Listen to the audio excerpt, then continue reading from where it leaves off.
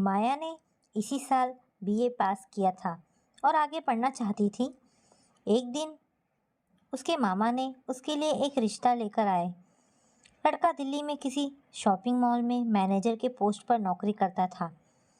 पापा ने तो साफ इस रिश्ते के लिए मना कर दिया था कि अभी हमारी बेटी की उम्र ही क्या हुई है, अभी तो इसका ग्रेजुएशन ख़त्म हुआ है, अभी तो इसे आगे और पढ़ना है, तब जाकर इसकी शादी के बारे में सोचेंगे। लेकिन मामा बीच में ही बोल पड़े कि साले साहब, ऐसा रिश्ता बार बार नहीं मिलता है और इस रिश्ते में दहेज के नाम पर आपको सिर्फ 1 लाख देना है।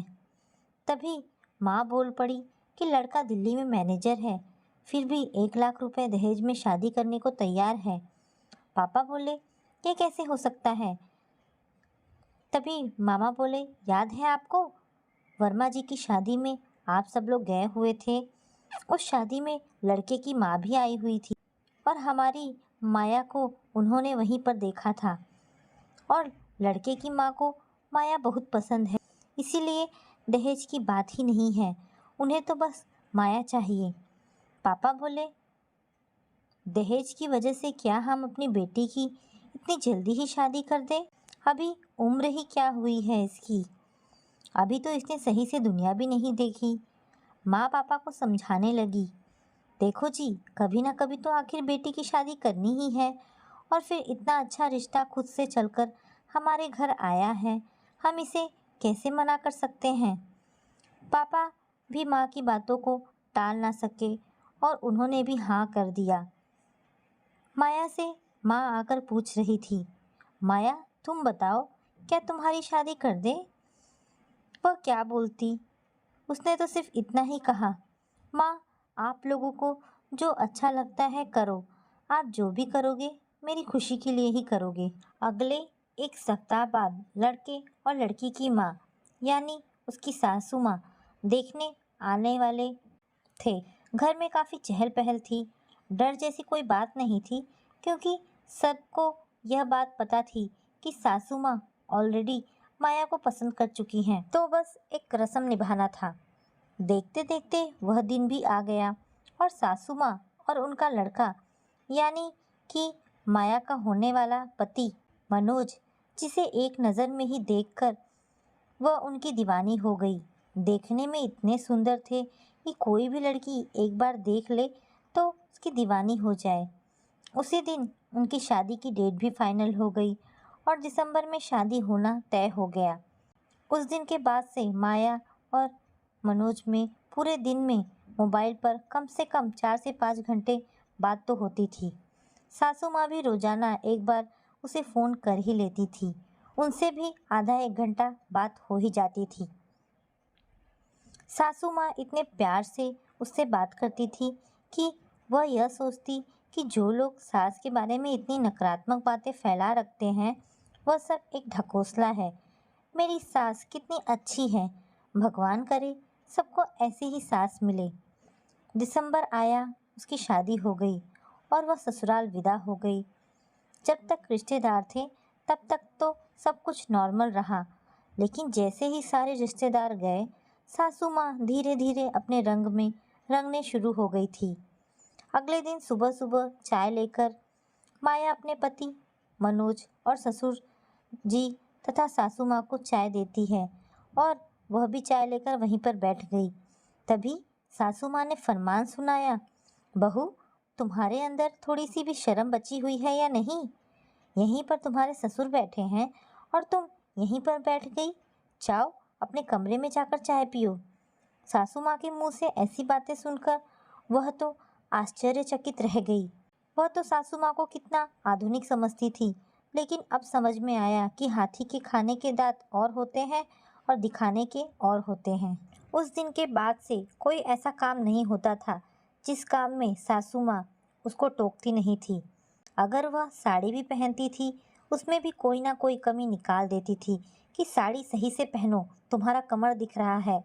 जब वह कहती थी कि ठीक है मम्मी जी, मैं फिर सूट ही पहन लेती हूँ, अगर ऐसी बात है तो अब साड़ी में तो कमर दिखेगा ही, तो सासू माँ कहती थी हमारे घर की बहुएं सलवार सूट नहीं पहनती हैं बल्कि साड़ी पहनती हैं। एक दिन तो हद हुई हो गई। वह और मनोज किसी बात पर अपने कमरे में खूब जोर से हंस रहे थे। जैसे ही मनोज ऑफिस गए, सासू माँ बोली, बहू, इस घर के भी कुछ कायदे कानून है। बहू हो, बहू की हद में रहो। यह क्या लड़कियों की तरह हा हा हा हा हंस रही थी? पड़ोसी सुनेंगे तो क्या कहेंगे? शुक्ला जी के घर का देख लो, उनके घर भी दो बहुएं हैं, लेकिन आज तक एक आवाज़ उनके घर से नहीं आती है। शादी से पहले माया ने क्या क्या कल्पना किया था, ऐसा ससुराल भगवान हर किसी को दे।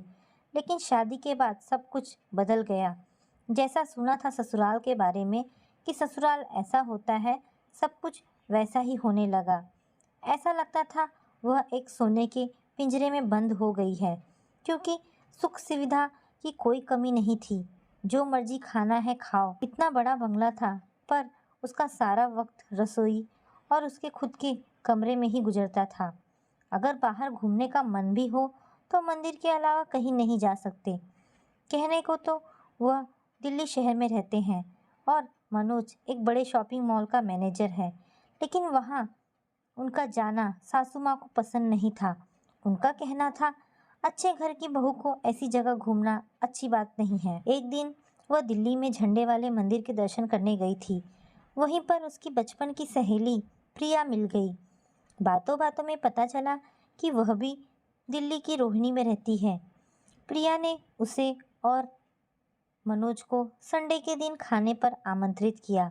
घर आकर उसने सासू माँ से संडे को अपनी सहेली प्रिया के घर जाने के लिए बोला, तो सासू माँ ने मना नहीं किया, बल्कि उन्होंने बोला, ठीक है, जाओ घूम आओ, तुम्हारा भी मन बदल जाएगा। संडे के दिन वह और मनोज दोनों ही प्रिया के घर पहुंच चुके थे। उन्होंने जैसे ही उसके दरवाजे का बेल बजाया, दरवाज़ा प्रिया ने खोला तो देखा कि उसके घर के जितने भी सदस्य थे, प्रिया के ननद, देवर और ससुर साथ में बैठकर आईपीएल मैच देख रहे थे। वह भी वहीं पर बैठ गए। प्रिया भी क्रिकेट में बहुत रुचि रखती थी, इसलिए वह भी बीच में सबकी बातों में कुछ ना कुछ इंटरफेयर कर ही देती थी। थोड़ी देर में प्रिया की नौकरानी ठंडा पानी लेकर आई। पानी पीते पीते वह सोच रही थी कि एक प्रिया का परिवार है, कितने प्यार से सब मिलकर क्रिकेट देख रहे हैं और हंसी ठिठोली हो रही है, और एक मेरा परिवार है। ऐसा लगता है सबके मुंह पर टेप चिपका हुआ हो, कोई किसी से बात ही नहीं करता है। इतना बड़ा बंगला है, फिर भी ऐसा लगता है कि एक चिड़िया की चहचहाने की भी आवाज़ नहीं आती है। थोड़ी देर बाद प्रिया उसे अपने कमरे में लेकर चली गई और वे दोनों बचपन की बातें याद करके खूब हंसे और ठिठोली किए। माया ने प्रिया से कहा, प्रिया, तुम कितनी खुशकिस्मत हो जो तुम्हें ऐसे परिवार का साथ मिला। प्रिया ने कहा, हाँ, सही कह रही हो माया, इस मामले में तो मैं बहुत ही किस्मत वाली हूँ। मेरा परिवार बहुत ही मुझे सपोर्ट करता है। हमारा दिन कब बीत जाता है हमें पता ही नहीं चलता। मेरी सासू माँ भी मेरी माँ से कम नहीं है, हर चीज़ में मेरी सपोर्ट करती हैं। यहाँ तक कि मेरी शादी के वक्त मेरी सासू माँ ने ज़बरदस्ती मुझे और तुम्हारे जीजा को हनीमून पर भेजा था। प्रिया, तुम बहुत ही लकी हो, लेकिन सबके ससुराल में ऐसा नहीं होता है। हमारे यहाँ तो बिल्कुल ही ऐसा नहीं होता। आज मेरी शादी को 3 साल होने वाले हैं, पर क्या मजाल कि आज भी मैं अपने पति के साथ बैठ जाऊँ, और वह भी सास ससुर के सामने। ऐसा तो हो ही नहीं सकता। हमारा इतना बड़ा घर है, पर मेरा वक्त सिर्फ किचन और हमारे खुद के रूम में ही बीत जाता है। पर आज मैं तुमसे एक बात सीख कर जा रही हूँ। ज़िंदगी में जो पल मैं नहीं जी पा रही हूँ, मैं अपने बेटे बहू को ज़रूर दूँगी। मैं तुम्हारी सास की तरह बनूँगी, अपने बेटे बहू की खुशी में ही अपनी खुशी ढूंढ लूँगी। उनका अपने जीवन का प्रत्येक पल खुशनुमा और जिंदा दिल हो, ऐसा कोशिश करूँगी, चाहे इसके लिए मुझे कुछ भी करना पड़े। तभी थोड़ी देर बाद प्रिया की ननद कमरे में आ गई और वह बोली, दोनों सहेलियों में क्या गुपचुप गुपचुप बातें हो रही है? हमें भी कुछ बताइए भाभी। प्रिया ने अपने ननद का कान खींचते हुए कहा, बस ऐसे ही बचपन की बातें याद कर हम दोनों हंस रहे थे। प्रिया की ननद बोली, भाभी चलिए, आप लोग खाना लग गया है। कुछ देर बाद वे बाहर आए और खाने के टेबल पर बैठ गए। खाते वक्त प्रिया के ससुर ने ऐसे ऐसे जोक सुनाए कि हंसते हंसते लग रहा था कि खाना ही बाहर आ जाएगा। प्रिया का परिवार बहुत ज़्यादा अमीर तो नहीं था, लेकिन परिवार में खुशियाँ इतनी ज़्यादा थी कि इनसे अमीर कोई हो ही नहीं सकता। प्रिया के सारे परिवार वालों से मिलकर माया को बहुत अच्छा लगा। जाते वक्त उसके मन में बस इतना ही ख्याल आया कि ससुराल हो तो ऐसा। तो दोस्तों, ये छोटी सी कहानी आपको कैसी लगी? अगर आपको कहानी पसंद आई हो तो प्लीज़ इसे लाइक एंड शेयर करें। धन्यवाद दोस्तों।